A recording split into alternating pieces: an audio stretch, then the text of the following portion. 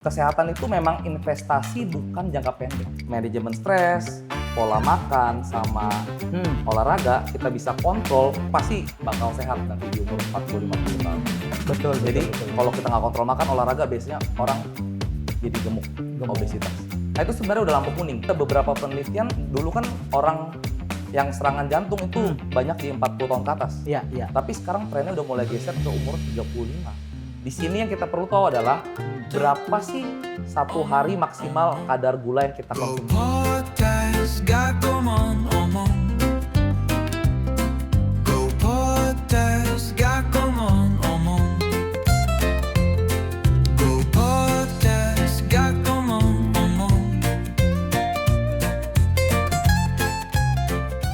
Halo Genasta, kembali kita berjumpa di Go Podcast. Aman. Ya, Go Podcast kali ini kita akan membahas satu topik yang relate banget buat kalian Gen Asta, Gen Z semuanya yang ada di luaran sana terkait dengan gaya hidup. Kalian tentu mungkin hari ini ada yang merasa, wah gua tidak ada masalah nih dengan kesehatan. Masih bugar, masih sehat, masih kuat begitu ya, menunjukkan ototnya begitu. Tapi tunggu dulu, apakah Gen Z hari ini memang benar-benar bebas dari apa yang namanya olahraga atau tidak perlu menjaga kesehatan? Atau sebaliknya, Gen Z sudah harus memulai memikirkan kesehatannya. Dan topik ini kita akan bahas kupas tuntas dengan ahlinya. Ini sekolahnya mahal loh ya. Nggak kayak yang ini penonton bayaran ini sekolahnya. Ini sekolahnya mahal. Kita akan ngobrol langsung dengan dokter sekaligus ahli kebugaran, Dr. Stelon Salim. Selamat datang dok. Selamat datang dok. Oh, thank you banget Pak Kang Asep udah diundang ke sini ya. Iya, terima kasih nih sudah hadir di Studio Go Podcast. Siap. Ini saya tadi ketika baru ketemu dengan dokter, wah ini dokter masih muda ganteng, bahaya ini gitu kan. Oh tenang, udah nikah kan? Oh tenang ya, berarti ada pawangnya dong, gitu kan. Gimana dok, kesibukan sehari-hari? Ya kalau saya kegiatannya lebih ke dokter perusahaan Kang. Jadi fokus di 3 perusahaan, di mana sebagai dokter perusahaan kita melakukan pencegahan agar populasi atau pekerja di perusahaan nggak sakit. Tadinya ini teman-teman berbisik-bisik, ini wah ini mumpung narasumbernya dokter mau diperiksa tensi begitu. Dikiranya dokter yang suka praktek begitu dok. Tapi ada, kita juga tensi juga kok. Oh gitu ya. Tensi juga. Jadi kan kalau misalnya kontrol hipertensi, ya kan kita harus tensi. Betul. Oh tapi apa tadi dokter yang dinangani di perusahaan? Betul. Jadi kan kalau misalnya Kang Asep ya, itu lihat dokter kan banyak yang di rumah sakit pasti melakukan pengobatan. Betul. Tetapi ternyata memang ada cabang keilmuan kedokteran yang berfokus ke pencegahan. Jadi kita mencegah supaya orang tidak sakit. Nah itu salah satu yang namanya kedokteran kerja atau dokter yang di perusahaan. Berarti dokter Stelon ini salah satu dokter yang doanya bagus nih. Oh ya, amin. Supaya masyarakat tidak sakit gitu. Kan ada joke nih gitu kan. Pekerjaan dokter itu doanya katanya tidak bagus supaya masyarakat sakit kemudian periksa ke dokter begitu. Ya ini joke aja sebenarnya. Oh tapi kan tentu dokter juga pasti seneng lah ya kalau masyarakat sehat ya kita semua pasti senang. Oke dok, ngomong-ngomong soal kesehatan. Hari ini kalau diperhatikan Gen Z ini kan populasi yang terbanyak nih di Indonesia. Apalagi nih menjelang kita ada bonus demografi. Namun di sisi yang lain kadang ada sebagian mungkin yang atau mungkin karena umum begitu ya, karena Gen Z merasa masih sehat, masih muda kuat, masih muda. Kadang abai dengan menjaga kesehatan. Menurut dokter, apa yang seharusnya dilakukan oleh Gen Z terhadap kesehatannya sendiri? Oke, jadi kalau misalnya terkait kesehatan, kita abai terkait kesehatan itu sebenarnya bukan Gen Z aja. Jadi seluruh generasi itu agak males sebenarnya dengan kesehatan. Kenapa? Karena kesehatan itu seperti investasi jangka panjang. Kita ambil contoh ya. Yang paling sering kan kalau misalnya kematian tertinggi lah karena jantung. Nah jantung itu, kenapa seseorang bisa jantung? Itu efek dari 20 tahun. Jadi orang itu harus kena darah tinggi dulu misalnya. Di darah tinggi nggak dikontrol. Darah tinggi kan sepele toh. Semua juga pasti tahu darah tinggi. 2 tahun, 3 tahun nggak dikontrol. Akhirnya jadi pembesaran jantung. Kita sebut kardiomegali. Nah kardiomegali 5 tahun lagi nggak dikontrol, barulah tiba-tiba ada serangan jantung. Jadi akumulasi itu seseorang mencegah tekanan darahnya tidak tinggi, itu benefitnya nggak besok langsung jadi. Langsung jadi. Tapi ya. 10 tahun, 20 tahun lagi baru dia tahu, oh saya terhindar dari penyakit jantung. Beda sama kalau kita kerja. Ya. Kalau Kang Asep kerja, hari ini kerja, bulan depan udah dapat gaji. Iya kan? Seneng dong, ya gak? Senang. Kita hari ini kerja, bulan depan dapat gaji. Dapat gaji. Kalau sekarang hari ini kita olahraga 20 tahun lagi. Iya. Nah, itu yang membuat seseorang jadi males kontrol kesehatannya. Nah, itu mindset itu yang harus diubah bahwa kesehatan itu memang investasi bukan jangka pendek. Jangka panjang. Betul. Dan itu kaitannya dengan gaya hidup ya, Dok? Betul. Nah, sebenarnya apa sih definisi gaya hidup sehat menurut seorang ahli kesehatan gitu, Dok? Gimana, Dok? Jadi kan kita lihat tadi bahwa untuk kita sehat, kita butuh namanya konsistensi. Jangka panjang ya. Kalau misalnya Kang Asep suka jogging? Jogging, alhamdulillah. Ya. Nah, kita jogging kalau di kesehatan itu seperti maraton. Jadi jauh.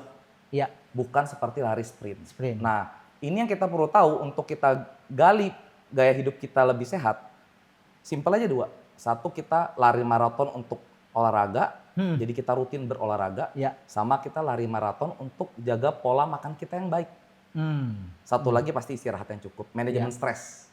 Gitu. Jadi kalau misalnya 3 poin ini, manajemen stres, pola makan, sama olahraga, kita bisa kontrol dengan lari maraton tadi, itu pasti bakal sehat nanti di umur 40-50 tahun. Nah kalau diabaikan, Dok, kesehatan ini diabaikan. Nih gua masih muda nih, masih kuat, masih sehat. Kalau diabaikan apa resikonya? Ya banyak, Mas. Jadi yang paling sering ya penyakit kita itu kalau misalnya makannya tidak dikontrol, tidak olahraga, lampu kuningnya itu kita bakal terjadi obesitas. Betul dong? Betul. Jadi kalau kita nggak kontrol makan, olahraga biasanya orang jadi gemuk. Obesitas. Nah itu sebenarnya udah lampu kuning. Yang kita udah harus aware ke diri kita, oh saya udah lampu kuning. Obesitas kalau nggak dikontrol, muncullah penyakit 3 yang sepele. Kolesterol, tekanan darah tinggi, atau kencing manis. Itu 3 biasanya paling sering. Dan sekarang anak-anak masih usia muda juga banyak yang kena diabetes gitu ya? Nah itu ada beberapa penelitian, dulu kan orang yang serangan jantung itu banyak di 40 tahun ke atas. Tapi sekarang trennya udah mulai geser ke umur 35. Itu karena gaya hidup? Karena gaya hidup. Gaya hidup kita nggak dikontrol, tadi kena 3 penyakit yang sepele tadi, akhirnya jadi komplikasi. Entah stroke, jantung, gagal ginjal, atau kebutaan. Iya, saya kemarin agak kaget juga, lama tidak berjumpa dengan seorang teman begitu ya. Tiba-tiba ketika saya WA, saya tanya kabar, mohon maaf dia kena stroke di usia 40-an. 40-an ya. 40-an, makanya saya kaget. Ya mungkin ini yang apa namanya, yang dokter tadi bilang begitu ya. Pupuk tadi, kita nggak kontrol kesehatan dari umur 20-30, munculnya di 40 kan. Nah tapi kan kalau misalnya Gen Z kan masih muda. Tentu teman-temannya juga seumuran. Betul. Umur 18, mana ada orang stroke umur 18 tahun. Ya kan? 18, 20, 23, itu kan pasti belum pernah dapat WA kayak Kang Asep tadi. Iya. Nanti kalau umur 40 baru ada cerita-cerita WA seperti tadi. Nah, kalau menurut pengamatan dokter nih, Gen Z dengan generasi-generasi yang lain, misalnya dengan generasi milenium, kemudian generasi sebelumnya ya, generasi Gen X gitu. Gen X sama baby boomers mungkin ya, itu terkait dengan pola hidup sehat, dengan pola makan, olahraga, sebenarnya lebih aktif apa lebih pasif menurut pengamatan dokter? Oke, kalau misalnya saya lihat justru bagus ya. Tren sekarang itu untuk Gen Z itu lifestyle kesehatan itu jauh lebih bagus dibanding generasi sebelumnya. Kayak misalnya sekarang tren yang paling sering kayak sekarang pedal, ya gak? Tren pedal. Orang sekarang udah ngeliat kalau misalnya orang mau keren, itu bukan ke klub, bukan minum-minum lagi zaman sekarang. Tapi udah banyak trennya bergeser dikatakan keren. Pedal upload di story WA, gitu ya? Di story Instagram gitu kan. Iya. Pedal, tenis, atau golf gitu. Itu Gen Z itu seneng itu ngelihat bahwa dia posting itu tuh keren gitu. Punya hobi olahraga. Betul. Nah tetapi di tingkat awareness sudah bagus. Jadi orang udah suka lari pakai Strava mungkin. Iya, Nah, iya. tapi untuk ikut tren, untuk konsistensinya itu yang perlu ditingkatkan. Nah, bagaimana cara menjaga konsisten ini, Dok? Jadi mungkin tren itu tidak ada salahnya begitu ya. Betul, bagus, itu bagus. Bagus kan? Orang ikut sesuatu hal yang positif, entah apapun pemicunya, entah tren atau mungkin dia niat sendiri, itu kan tetap satu hal yang positif. Betul. Nah, cuman untuk menjaganya apa, Dok, yang harus dilakukan? Oke. Jadi yang kita perlu lihat untuk kita beneran sehat sesuai dengan WHO, kita perlu tahu definisinya dulu. Jadi kita diminta untuk olahraga, itu harapannya 3 sampai 5 kali seminggu. 3 sampai 5. Catat nih. Oh, ya. Jangan pada berapa kali lu? Seminggu sekali. Seminggu sekali. Payah banget. Ini 3 sampai 5 kali 5 kali seminggu. Itu durasinya satu kali Nah, olahraga? per olahraga itu 30 sampai 1 jam. Itu minimal. Jadi kalau misalnya kita bilang, saya udah sering naik tangga, Dok. Iya. Itu nggak termasuk olahraga. Jadi kita harus 30 sampai 1 jam, 3 kali sampai 5 kali per minggu. Per minggu. Nah, ini kunci yang satu lagi. Kita olahraga, kalau misalnya main pedal, futsal, basket, itu kan masuk ke olahraga kardio.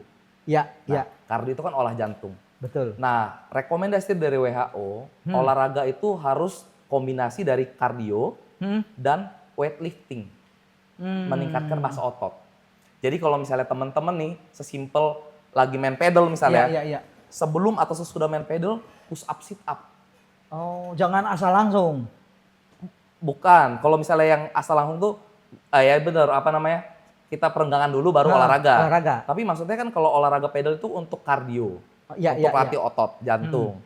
Nah, tapi kita harus kombinasi dengan olahraga yang meningkatkan massa otot. Jadi harus push up, sit up, Itu dan kalau lain-lain. tidak dilakukan gimana, Dok? Maksudnya tidak hanya misal olahraga pedal aja atau saya ya pingpong aja gitu. Apa ininya? Nah, ini menarik.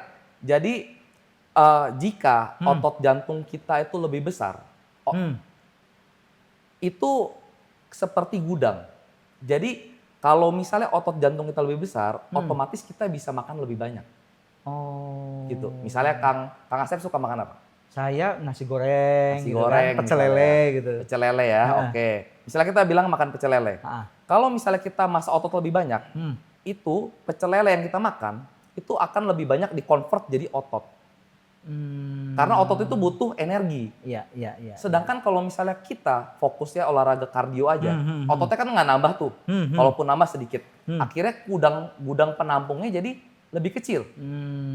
Gudang penampung lebih kecil, akhirnya makanan yang kita makan dari pecel lele, masuknya bukan jadi masuk ke otot, tapi masuk ke jadi lemak. Gitu. Jadi kuncinya adalah kita perlu olahraga mengkombinasi kardio dengan weightlifting tadi.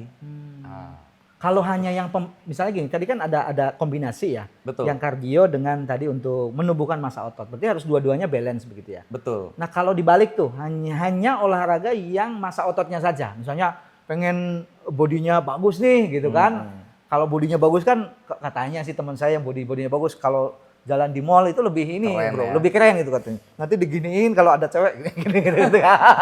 Gitu, Dok. Itu gimana, Dok? Kalau tidak kardionya enggak nih? Staminanya kurang. Oh. Jadi kalau misalnya kita nggak latih kardio, staminanya kurang. Kekurangannya itu. Jadi makanya kita kalau kardio kita gasin, staminanya bagus, otot jantung bagus. Tambah lagi kita weightlifting, ini kombinasi yang bakal bagus. Berarti harus seimbang. Ada balance ya. Harus begitu dikombinasi. Ya? Dikombinasi. Kalau salah satu berarti ada efek-efek tadi. Ya tadi, kalau misalnya kita hanya kardio aja, ya stamina, massa ototnya nggak gede, kita makannya jadi otomatis nggak bisa banyak. Kalau kita latih otot aja ya kita staminanya bakal turun. Gitu. Nah, kesalahan umum, Dok, yang mungkin dokter temui di Gen Z hari ini terkait dengan misalnya pola makan, dalam menjaga kesehatan, itu apa yang banyak dijumpai ini salah nih, tapi masih tetap dilakukan oleh Gen Z? Oke, dia salah ya. Mungkin mulai dari pola pikirnya dulu ya. Ya. Itu bahwa kalau sehat itu sulit dan mahal. Nah, itu yang kita perlu ubah. Sebenarnya sehat itu kayak misalnya makan sehat itu sebenarnya simpel tahu Kang. Contoh ya, misalnya kita bisa milih makan di mana ya? Di warteg misalnya. Warteg. Nah, itu yang umum itu. Yang umum ya warteg. Umum dan itu sebenarnya rumah makan yang sudah keren dari dulu. Wih. Dia udah touchscreen. Oh iya ya touchscreen ya. Touchscreen kan. Ya misalnya kita bilang warteg lah ya. Warteg. Kalau saya lihat beberapa orang ya itu banyak suka makan nasi pakai kentang Mustafa. Iya. Ya kan? Pakai mie goreng. Mie goreng. Orek. Ya mie goreng itu ya. Ini dok, kerang. Ya tambah kerang lah boleh lah ya. Nah kalau kita lihat Kang, nasi pakai kentang Mustafa, pakai mie itu kan karbo semua. Iya. Iya kan. Padahal kita bisa switch loh. Kentang Mustafa sama tempe orek harganya beda jauh gak? Tipis kan. Ya. Tapi tempe orek itu isinya banyak protein nabati. Kita lihat lagi. Bakmi mie goreng sama tahu potong kecil-kecil, itu harganya beda jauh gak? Enggak kan? Enggak. Nah, padahal tahu itu tinggi protein. Jadi kita perlu mengganti perspektif kita yang dulu berpikir makanan sehat itu harus mahal, catering yang mahal, kita ubah dengan kebiasaan makanan kita sehari-hari. Kita makan di warteg ya kita pilih nasi, tahu, tempe, ayam, telur. Jadi kita harus tahu kandungan gizi yang ada di dalam makanan-makanan itu. Nah betul banget. Sehingga bisa menentukan saya butuh apa saja dalam sehari nih. Karbonya kira-kira berapa, protein, begitu ya, vitamin-vitamin yang lain. Nah sebenarnya itu di setiap warung ada gitu ya dok ya? Oh ada. Ya justru itu pengetahuan, kita harus punya pengetahuan 3 dulu kita bedain. Antara karbohidrat, lemak sama protein. Nah kuncinya kita tahu dulu makanan-makanan apa sih yang berprotein. Iya. Nah tadi ada ayam, telur, tahu, tempe, terus yang lain-lain lah. Daging sapi, ya itu termasuk daging-dagingan, daging-dagingan ya. Kacang juga tinggi protein ya. Nah itu konsumsi itu yang harusnya lebih banyak. Sedangkan jangan kita gabung makan siang kita dengan nasi pakai karbohidrat yang lain. Iya. Nah, isinya karbo semua tuh. Itu akan ningkatin gula darah kita. Nah sekarang kan ada tren ini dok, tren diet ketat, ada metode IF, intermittent fasting begitu. Itu sebenarnya yang menurut dokter yang tepat diterapkan untuk anak-anak muda Gen Z yang mungkin ingin pola hidupnya sehat deh gitu. Oke. Yang kita perlu tahu diet itu tadi kan lari maraton. Kuncinya adalah konsisten. Ya, kuncinya harus konsisten. Gimana bisa konsisten itu adalah cocok dengan kita. Sekarang kita coba tanya ke Kang Asep.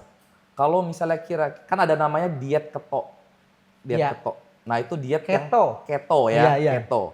Itu kan diet keto itu tanpa makan karbohidrat sama sekali. Betul. Nah sekarang saya coba tanya ke Kang Asep. Kalau misalnya Kang Asep nggak makan nasi seumur hidup. Kira-kira mampu gak? Kalau saya karena orang desa sih dok. Jadi orang kampung saya makan itu ya harus ada nasinya. Harus makan nasi. Kayaknya lemes kalau tidak ada nasi dok. Nah itu kunci di situ. Jadi kita jangan memilih diet-diet itu yang terlalu ekstrim kalau rekomendasi dari saya. Kenapa? Karena kalau misalnya dari pengalaman diet yang terlalu ekstrim itu akhirnya tidak konsisten. Jadi saran dari saya adalah kita boleh memilih diet apapun, tetapi kuncinya tadi seluruh makronutrisi itu harus ada di dalam makanan kita. Itu tadi 3 ya, karbohidrat, lemak dan protein. Sebenarnya satu lagi ditambah serat. Jadi 4 itu harus ada tuh komposisi makan itu. Kita ambil contoh, kalau tentang karbo, karbo itu adalah makronutrien yang paling memberikan energi ke badannya kita. Otomatis apa? Contohnya tadi ada kentang, nasi dan lain-lain ya. Kalau misalnya kita nggak makan karbo sama sekali di diet yang tadi, itu akan membuat kita lemas banget Kang. Contoh lagi, kita nggak makan lemak sama sekali. Nggak makan lemak itu dari minyak atau makanan-makanan berlemak, pasti tahu lah ya Kang ya. Itu kita nggak makan lemak sama sekali, itu bakal bikin apa? Bakal bikin mood swing. Karena lemak itu fungsinya adalah bahan dasar untuk pembuatan enzim-enzim untuk mood. Jadi kalau kita nggak makan lemak sama sekali, jadi nanti kerjanya marah-marah terus. Kan bahaya. Kalau tanggal tua itu ada pengaruhnya nggak dok? Oh iya. Marah-marah dok. Padahal makanannya berlemak terus. Udah tanggal tua nggak makan lemak lagi. Iya. Wah, kacau itu. Kacau. Bisa uring-uringan di kantor nanti. Iya. Nah, tadi kita lanjut lagi ya. Iya. Sampai ke lemak ya. Yang ketiga protein. Hmm. Kalau kita nggak makan protein sama sekali, itu kita nggak bisa ningkatin massa otot.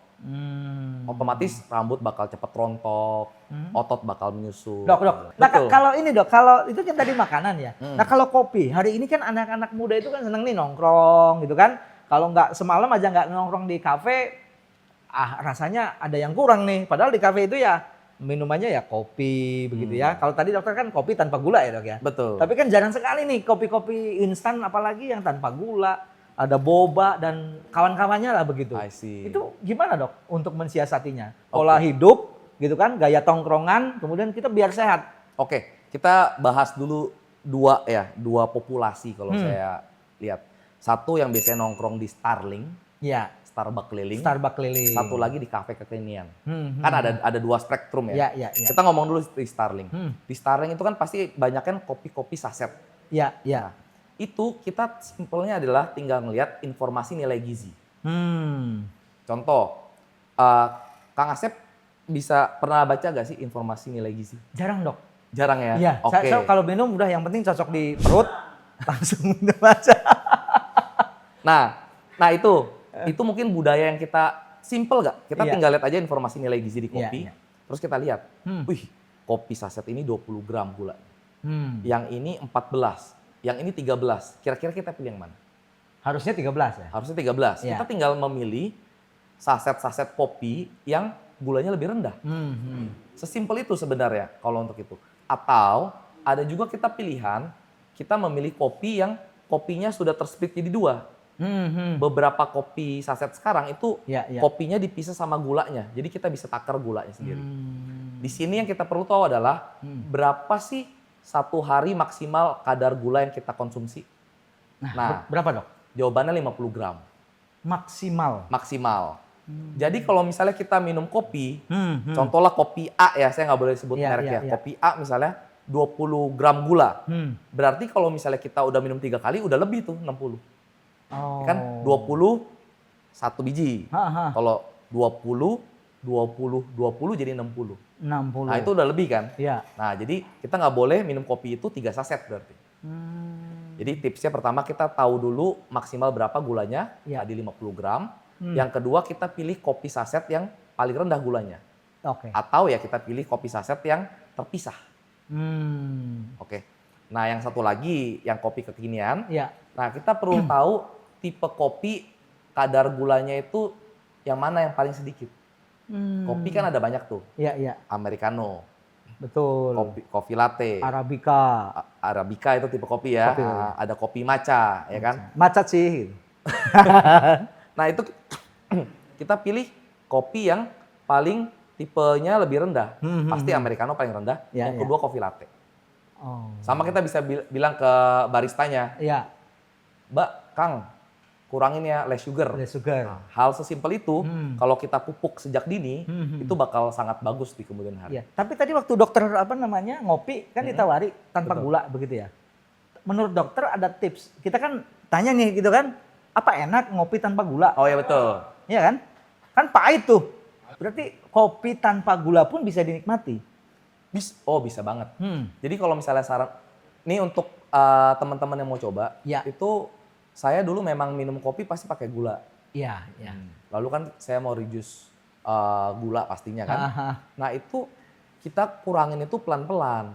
Jangan langsung kita dari kopi matcha langsung berubah jadi Americano no sugar. Pasti lidahnya nggak bakal pas. Tapi kalau misalnya mau coba, matchanya coba less sugar dulu. Dirasain seminggu. Nah udah mulai kebiasa, ubah misalnya kopi latte. Itu kan lebih rendah lagi gulanya. Yang less sugar. Oke, diminum dulu. Pindah lagi Americano. Americano pakai gula dulu nggak apa-apa. Iya. Nanti habis pakai gula dikurangin lagi Americanonya, dikurangin gulanya. Makin lama, saat kita udah minum kopi nggak pakai gula sama sekali, itu pas kita minum kopi manis, itu rasanya aneh. Ini kok isinya gula semua. Oh gitu dong. Berarti Betul. bisa dinikmati ya kopi pahit itu ya. Oh bisa banget. Ini betul kata Mas ya. Jadi kalau misalnya kopi itu ada rasa-rasa Mas ya. Jadi setiap kopi itu beda-beda rasanya.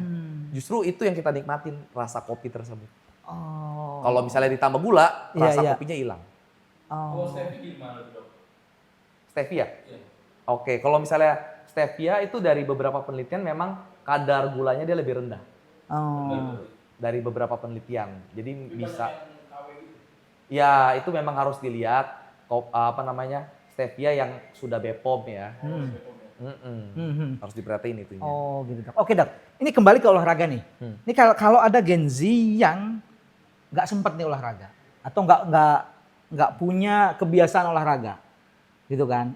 Apa hal terkecil yang bisa dilakukan supaya itu berdampak pada kesehatan? Oke, jadi kita hukum Newton. Ini kalau masuk ke fisika itu ada hukum Newton. Semakin dekat energinya itu semakin kuat. Kalau dulu kita SMA ya belajar Iya, fisika. iya, iya. Ini sama. Kita harus mendekatkan olahraga dengan olahraga yang paling kita bisa lakukan. Apa itu Dok? Misal kita daftar gym misalnya. Hmm. Jangan pilih gym yang jaraknya 5 kilo kan. Iya, iya. Kalau iya. bisa kita pilih gym yang 1 kilo. Iya, Itu iya. contoh paling simpel untuk gym. Betul. Sama dengan tipe olahraga. Hmm. Kita pilih yang paling bisa kita lakukan. Kalau bisa lakukan di rumah. Hmm. Nah kalau untuk yang dibilang teman-teman bilang nggak ada waktu gitu. Iya, kan. iya. Nah saya kayak misalnya saya pribadi itu saya beli pull up bar di rumah. Pull up bar di Betul. pintu tinggal pasang pull up bar. Terus saya tinggal ini harganya cuma 200.000. 150 sampai 200. Itu bisa dipakai terus-terusan. Kalau mau beli di sini? Oh, Nggak ada. nggak ada endorse, nggak ada endorse, nggak ada endorse. Kirain ada keranjang kuning gitu Dok. Kali ini bukan panjang kuning, Bos. Oh gitu ya. Oh gitu Iya. Dok ya. Simple nih Dok ya. Betul. Jadi kita harus pilih olahraga-olahraga yang memang bisa kita lakukan secara simpel gitu. Oh, iya iya Pull iya. up bar atau misalnya sekarang udah banyak body combat di YouTube. Itu kan semua bisa dilakukan di rumah. Semakin dekat itu semakin mudah dilakukan. Nah itu yang kita harus ubah juga bahwa olahraga itu simple, jangan dibikin susah. Iya iya. Bisa kardio body combat di rumah, tinggal nonton YouTube, modal kuota, Iya iya. olahraga, ya kan. Kalau misalnya mau lebih lagi beli pull up bar atau beli barbell, udah simple. Nah soal barbel angkat beban itu sebenarnya kalau untuk remaja Gen Z itu tepat nggak Dok? Oh boleh banget. Justru dulu mitosnya adalah kalau misalnya kita angkat beban badannya nggak bisa meninggi ya. Betul ya? betul. Itu ternyata salah, kurang tepat. Jadi dengan kita rutin meningkatkan muscle-nya kita, ototnya kita, itu justru akan meningkatkan growth hormone. Nah, di mana growth hormone itu berfungsi untuk meningkatkan tinggi badan. Tinggi. Jadi direkomendasikan banget, apalagi kalau udah start umur 16, 15 tuh olahraga angkat beban tuh sangat di. Karena dia juga di masa pertumbuhan Dok ya.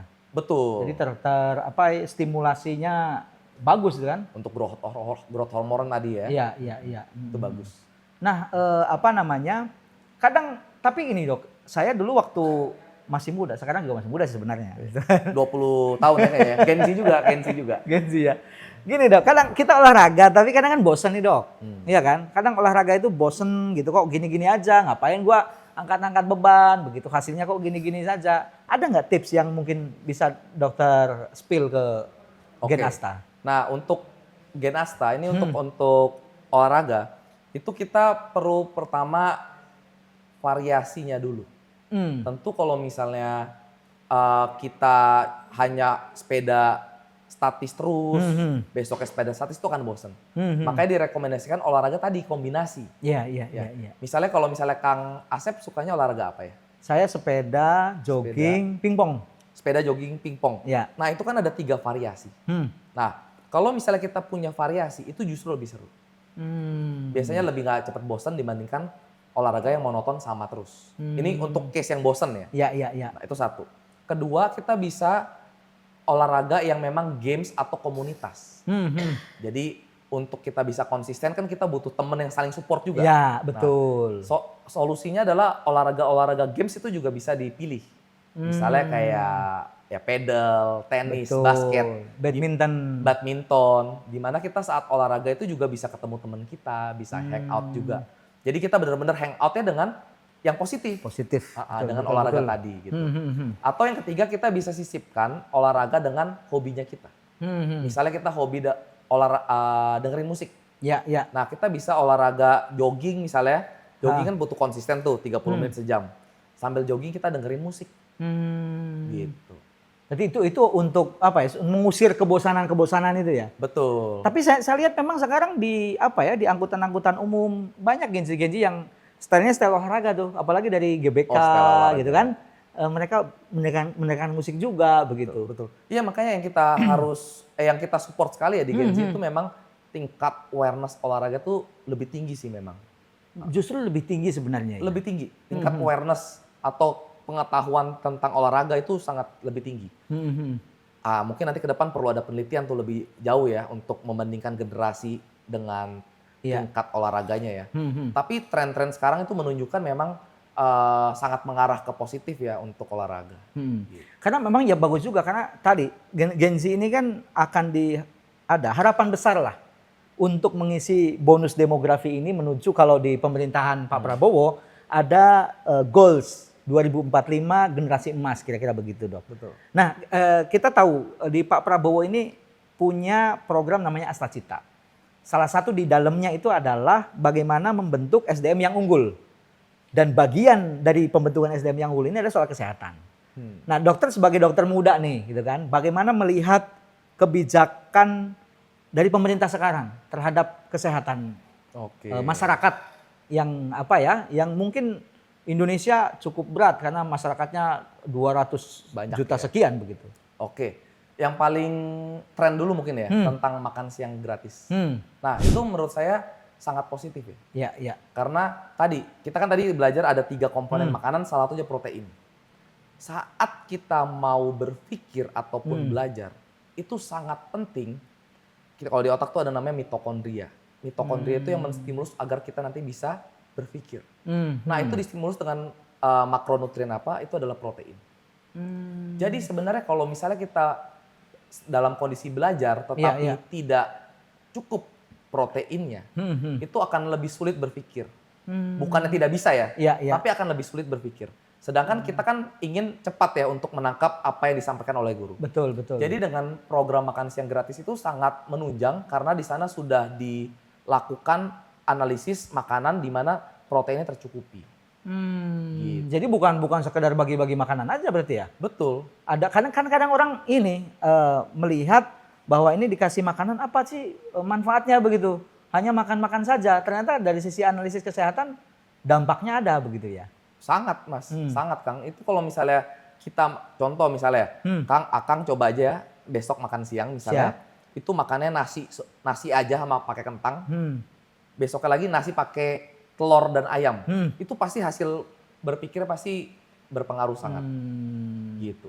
Jadi itu memang terkadang tidak begitu terlihat karena kan merupakan kayak misalnya pendidikan kan adalah investasi jangka panjang. Jangka panjang betul. Tapi kalau misalnya kita start dari hal yang simple tadi, makan siang itu terpenuhi dengan protein yang cukup ya, itu pasti dampaknya untuk proses pembelajaran itu akan lebih baik dan cepat. Nah, tapi kalau gini Dok, roadmap penataan kesehatan, tata kelola kesehatan di Indonesia secara umum. Ini menurut dokter apa? Kalau ada yang harus diperbaiki apa? Ini misalnya nih dokter diberikan kesempatan ngobrol langsung dengan Pak Prabowo. Sampaikan ke Pak Prabowo apa yang kurang, apa yang harus dibenahi dengan roadmap kesehatan kita. Oke, kita mulai dari pelayanan kesehatan dulu mungkin ya. Menurut saya prosesnya sudah sangat baik. Kenapa? Karena kita lihat di zaman dulu sebelum ada BPJS. Masyarakat yang kelas ekonominya menengah ke bawah itu teman-teman tidak bisa mengakses ke rumah sakit, tidak bisa mengakses layanan kesehatan. Otomatis apa? Banyak masyarakat yang menengah ke bawah itu lebih memilih terapi alternatif. Misalnya dukun patah tulang. Betul. Misalnya. Karena apa? Bukan karena dia mau memilih alternatif, tapi karena memang tidak ada aksesnya. Biayanya terlalu mahal. Nah sekarang dengan adanya BPJS yang semakin sistemnya diperbaiki diperkuat, itu membuat masyarakat menengah ke bawah yang sebelumnya sulit mengakses layanan kesehatan, itu sekarang sudah bisa akses. Bener nggak? Ya betul. Ya, bener ya? Betul. Semua masyarakat lapisan sekarang bisa ke rumah sakit tanpa pengecualian dengan BPJS tersebut. Nah akhirnya apa? Akhirnya fenomena yang terjadi adalah pasiennya terlalu banyak, tetapi layanan kesehatannya memang belum bisa memenuhi jumlah masyarakat yang berobat dengan banyak ini. Hmm. Karena kan dulu nggak bisa masuk nih ke Ya. rumah sakit. Sekarang bisa masuk, otomatis pasiennya jadi banyak. Kerannya dibuka. Kerannya dibuka, Ya. betul. Nah, disinilah yang perlu diperbaiki itu manajemen di dalam pelayanan kesehatannya. Mulai dari SDM-nya, Ya, itu dilihat SDM-nya ditingkatkan kualitas dan juga proses administratifnya memang yang perlu dioptimalkan juga, gitu. Dari klaim kesehatan dan lain-lain. Wah, luar biasa nih masukannya, bagus sekali nih. Dok, terima kasih sudah hadir dan kami ada oleh-oleh nih. Ini surprise dari tim Go Podcast. Sengaja tidak kita kasih tahu. Nah, ini ada hasil karya karikatur dari kru kita ini. Kita lihatkan. Khusus untuk Stako. dokter muda yang bertalenta ini. Siap, aduh, makasih banyak ya Kang dan Siap. teman-teman semua ya. Sama timnya ya. Siap. Oke Gen Asta, barusan kita sudah ngobrol banyak sekali dengan Dr. Stelon terkait dengan bagaimana kita sebagai generasi muda harus menjaga kesehatan. Walaupun mungkin sekarang masih segar bugar dan sehat yang mungkin belum merasakan sakit begitu ya. Tetapi ternyata menjaga kesehatan itu wajib karena kesehatan itu investasi jangka panjang.